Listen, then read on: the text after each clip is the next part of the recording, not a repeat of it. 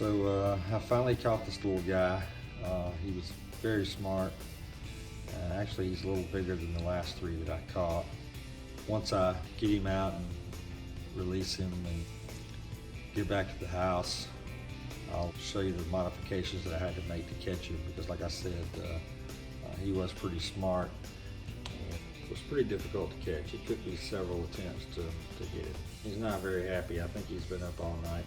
Hasn't shown any real hostility yet, and he's probably going to go a little crazy when I put him in the back of the truck.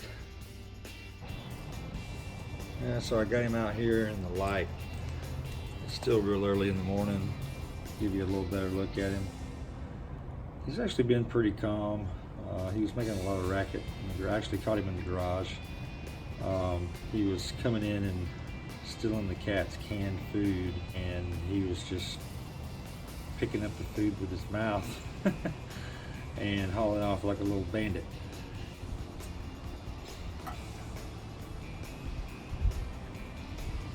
There we go.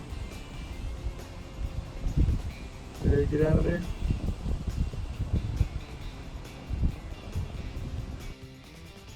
So it doesn't look like he did too much damage to the trap. There's a piece of rope in there that I'd actually tied the cage to a cinder block. If you watched my last video where I caught the other three several months ago, the raccoons were strong enough to drag the cage probably, I don't know, 15, 20 feet from where I had it, and I had to secure it to the railing on my back porch.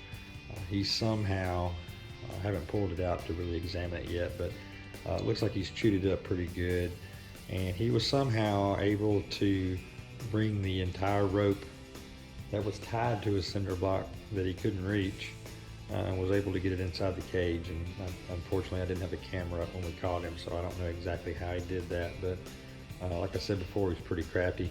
I'm gonna pull the can out, and the food can, and kind of show you what I did to catch him. He was a pretty elusive. Before I saw him and realized how big he was, I wasn't sure if he was large enough that he could just lean over the panel that causes the trap to snap without touching it, or if he just wasn't heavy enough. In the videos that you've seen already, he looks kind of small, but in reality, he was pretty big. He just looks kind of small based on how close I am to him, and you really can't tell how large the cage is. But I'll get this stuff pulled out and I'll kind of show you how I did it.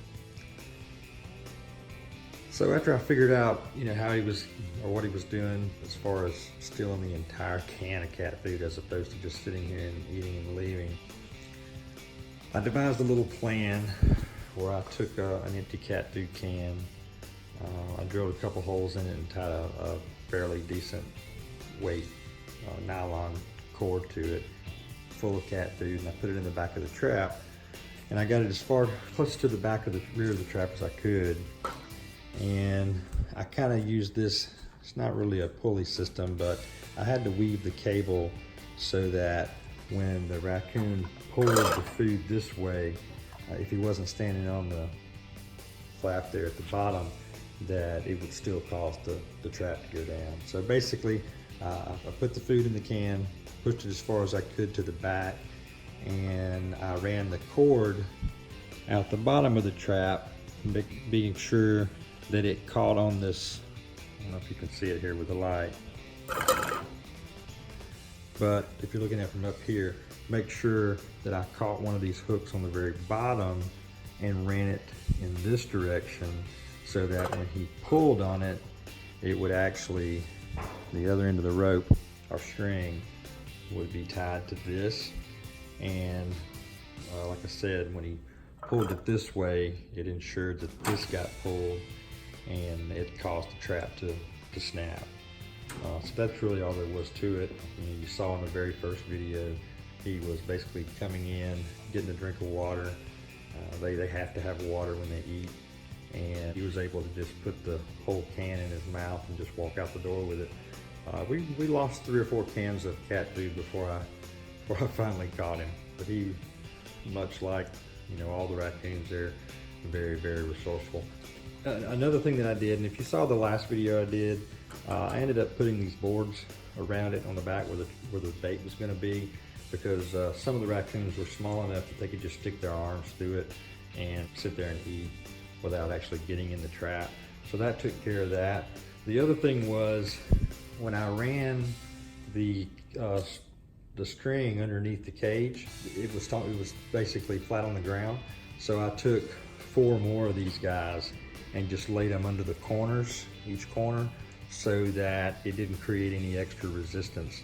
Because, you know, if this cage gets flat on the ground, it's going to kink that string, and it's going to make it really difficult for an animal to pull it. And I didn't want it to be any harder for them, you know, to make sure that the string, you know, they could pull the string.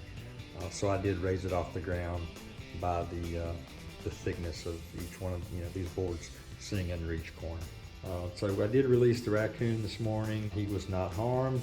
He was very pleased to get out of the cage. He never really got hostile with me. He hissed one time, but I almost couldn't even hear it. But he was happy to be set back out another while.